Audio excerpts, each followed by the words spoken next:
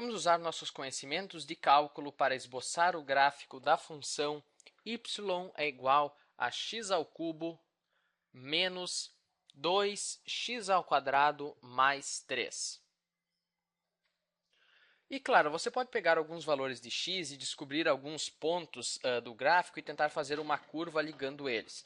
Mas aqui nós estamos preocupados mesmo com aqueles pontos mais importantes, os pontos críticos e os pontos de inflexão. E também nós queremos saber quando que o gráfico é crescente, quando que ele é decrescente, quando que é côncavo para cima, quando que é côncavo para baixo, etc. E para isso nós precisamos das derivadas.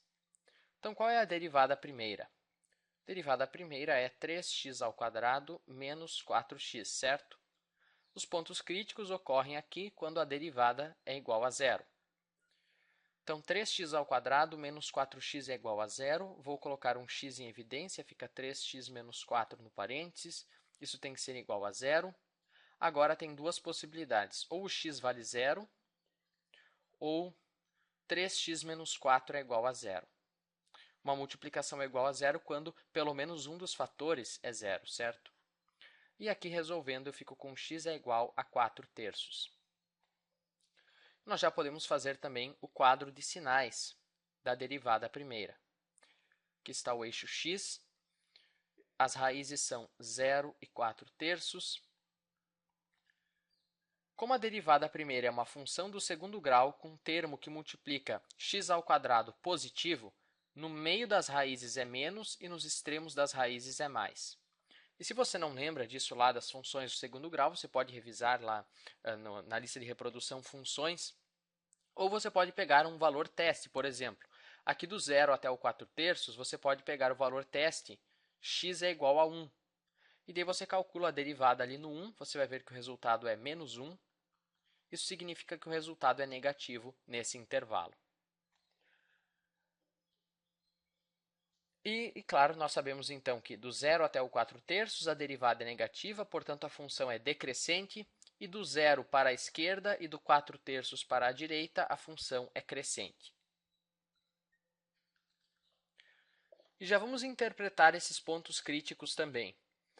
O ponto crítico x é igual a zero é um máximo ou um mínimo? Bom, a derivada passa de mais para menos, então esse ponto é um máximo local. Então aqui é um máximo. Quando x vale zero, eu tenho um máximo local. Máximo local.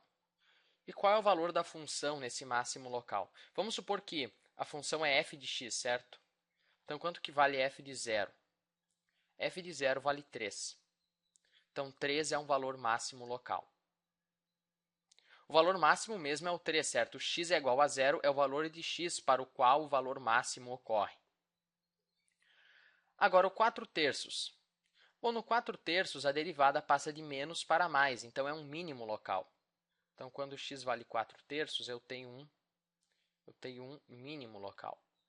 Mínimo local. E quanto que vale a função no 4/3?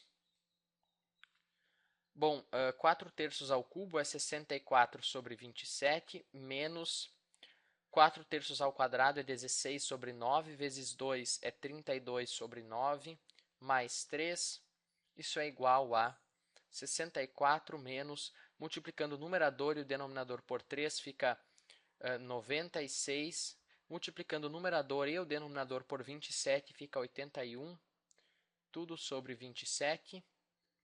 Isso é igual a, vamos ver, 64 mais 81 é 145, menos 96, 15 menos 6 é 9, 13 menos 9 é 4. Então, é 49 sobre 27.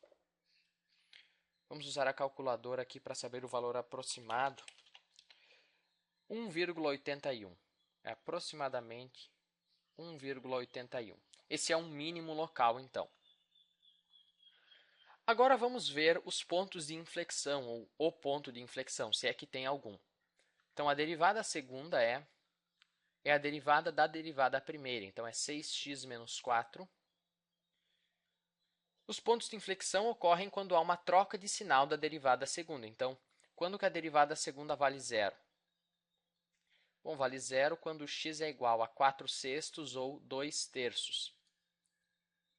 Então, vamos fazer aqui um quadro de sinais. Quando x vale 2/3, vamos ver se você lembra lá das funções do primeiro grau. Eu tenho um termo positivo multiplicando o x. Então, para a direita do 2/3, a função é mais, e para a esquerda do 2/3, a função é menos. Se você duvida, pegue alguns valores de teste. Então, aqui eu tenho um ponto de inflexão. Quando x vale 2/3, eu tenho um ponto de inflexão. E quanto que vale a função ali no 2/3?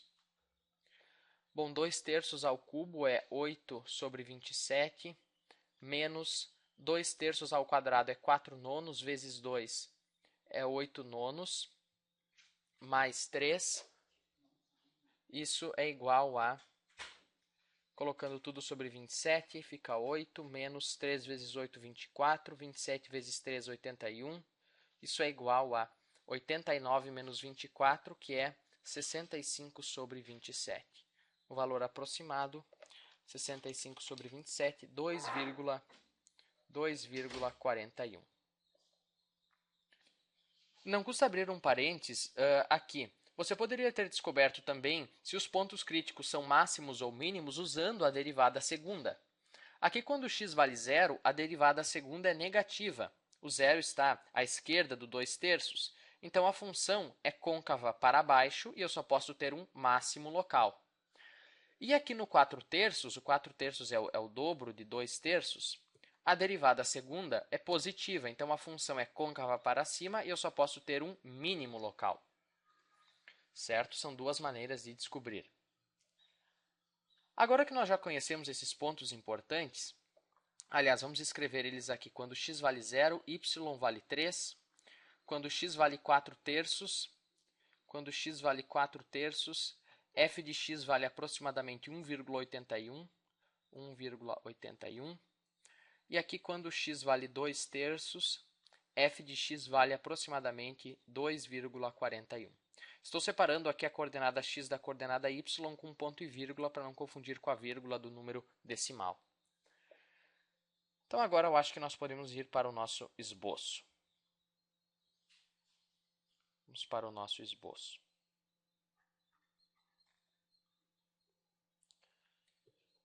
Bom, nós podemos começar pelo ponto mais à esquerda que nós temos, que é o ponto 0, 3.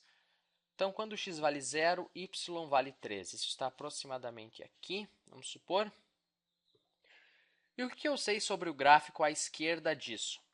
Bom, quando x é menor que 0, eu sei que o gráfico é côncavo para baixo, certo? Porque a derivada segunda é negativa. E eu sei também que o gráfico é crescente, porque a derivada primeira é positiva. Certo? Derivada primeira positiva, gráfico crescente. Derivada segunda negativa é côncavo para baixo. Então, como que é algo que é crescente e côncavo para baixo? Bom, é esse primeiro pedaço do U, certo? É esse primeiro pedaço do nosso U. É crescente e também é côncavo para baixo. Então, o gráfico é algo mais ou menos assim. Ele cresce e também é côncavo para baixo. Agora, aqui no zero, ocorre uma troca de sinal da derivada. A função passa de crescente para decrescente. Então, ela vai decrescer agora, continua côncava para baixo até o 2/3, certo? No 2/3, eu tenho uma troca de concavidade. Então, a função vai continuar descendo. E aqui, quando x vale 2/3, f de x vale quanto? Vale aproximadamente 2,41. Então, 2,41. E aqui eu tenho uma troca de concavidade. Esse é o meu ponto de inflexão. Esse aqui é o meu ponto de inflexão. Vou assinalar com um x. Aqui a função vai trocar de concavidade. Ela vai passar a ser côncava para cima. E observe que ela ainda é decrescente. Ela é decrescente até o 4/3. Do 0 até o 4/3, a função é decrescente. A derivada primeira é negativa. Então, ela continua decrescente até o 4/3. O 4/3 pode ser mais ou menos aqui. Mas eu não expressei bem ainda que ela está côncava para cima. Então, ela continua diminuindo, mas está côncava para cima. Até o 4/3. Quando x vale 4/3, y vale aproximadamente 1,81. Então, aqui está o 1,81. E no 4/3, a partir do 4/3, a derivada primeira passa a ser positiva, ou seja, a função passa a ser crescente. Agora a função passa a ser crescente. E côncava para cima, certo? Um gráfico crescente e côncavo para cima é esse pedaço aqui do U.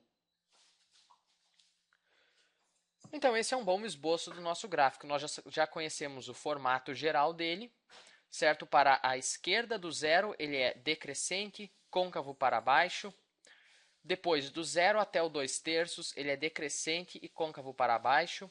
Do 2/3 até o 4/3, ele é decrescente e côncavo para cima. E do 4/3 em diante, ele é côncavo para cima e crescente. Você pode pegar alguns outros valores, quem sabe, para, enfim, melhorar ainda mais esse gráfico. E nós já podemos ver até pelo esboço que esse gráfico só tem uma raiz, certo? Ele só tem uma raiz mais ou menos aqui, porque ele vai continuar descendo aqui e aqui vai continuar subindo. E como o valor mínimo dele, o mínimo local é 1,81, aqui na parte direita do eixo x, ele não vai encostar no eixo x, então só tem uma raiz aqui. Você pode usar o método de Newton para, quem sabe, calcular ela. Enfim, era isso e até o próximo vídeo.